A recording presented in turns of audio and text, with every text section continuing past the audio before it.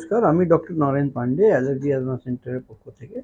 আশা করি আপনারা ভালো আছেন, সুস্থ আছেন। আজকে আমরা যে আলোচনা করতে চলেছি সেটা হলো শ্বাসকষ্টের কারণ কী এবং শ্বাসকষ্ট থেকে মুক্তির উপায় কী।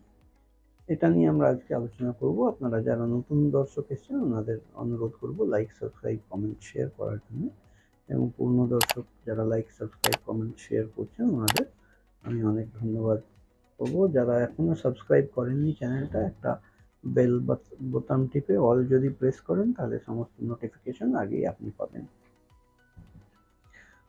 অনেক মানুষের সমাজে আমাদের দেখা যায় যে শ্বাসকষ্ট অসুবিধা হয়, এই শ্বাসকষ্ট নিয়ে অনেক কষ্ট পান। এই শ্বাসকষ্টটা কি? এটা বেসিক্যালি বেশিরভাগ ক্ষেত্রে দেখা যায় যে অ্যাজমার ক্ষেত্রে শ্বাসকষ্ট হয়, এবং অন্যান্য অনেক রকমের শ্বাসকষ্ট হওয়ার কারণও আছে। যেরকম সিওপিডি, এখন ওর ডেফিনেশন চেঞ্জ হয়ে গিয়ে গোল্ড বলা হয়। আগে ক্রনিক অবস্ট্রাকটিভ লাং ডিসঅর্ডার বলা হতো, এখন গোল্ড বলে তার ডেফিনেশন চেঞ্জ করা হয়েছে।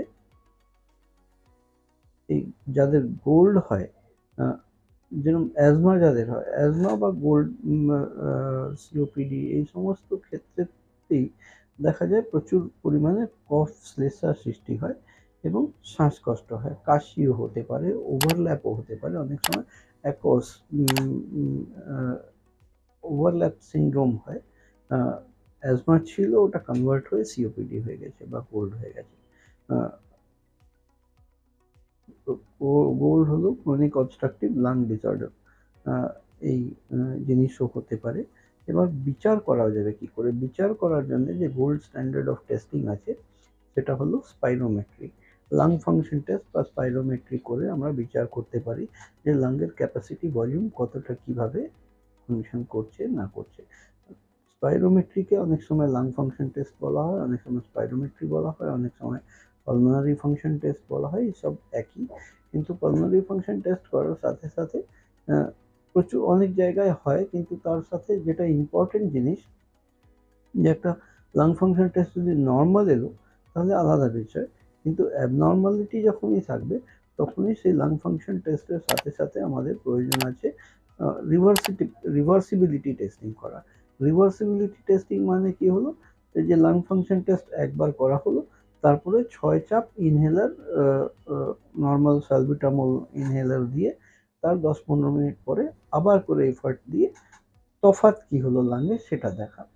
এই তফাৎটাই কিন্তু বিচার করে দেয় যে এটা ক্রনিক অবস্ট্রাকটিভ লাং ডিজিজ আছে না অ্যাজমা আছে। Asthma is a reversible disorder.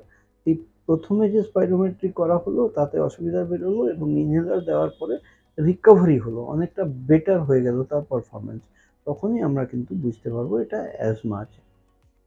আর যদি অ্যাজমা থাকে তাহলে অ্যাজমা গাইডলাইন্সের ট্রিটমেন্ট আছে, সেই ট্রিটমেন্টগুলো দেওয়া হবে। তার সাথে সাথে অ্যাজমা ক্ষেত্রে আমরা, বিকজ অ্যাজমা অ্যাটপিক ডিসঅর্ডার, অ্যালার্জি থেকে জনিত ডিসঅর্ডার, তার জন্য আমরা অ্যালার্জি পরীক্ষা করে বার করবো যে কোন কোন জিনিস থেকে ট্রিগার হয়ে এই অ্যাজমাটা হচ্ছে।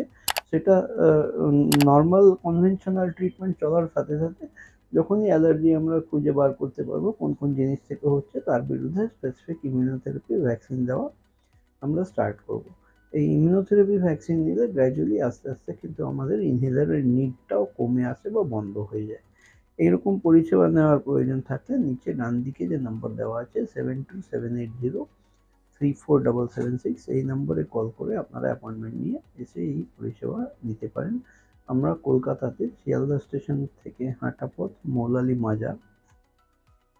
মাজার থেকে বাঁদিকে একটা রাস্তা শুধু বেরোয়, সেই রাস্তায় প্রবেশ করে একটা বাড়ি ছেড়ে দ্বিতীয় বাড়ি, অ্যালার্জি অ্যাজমা সেন্টার বা মেডিল্যান্ডে আমরা অবস্থিত।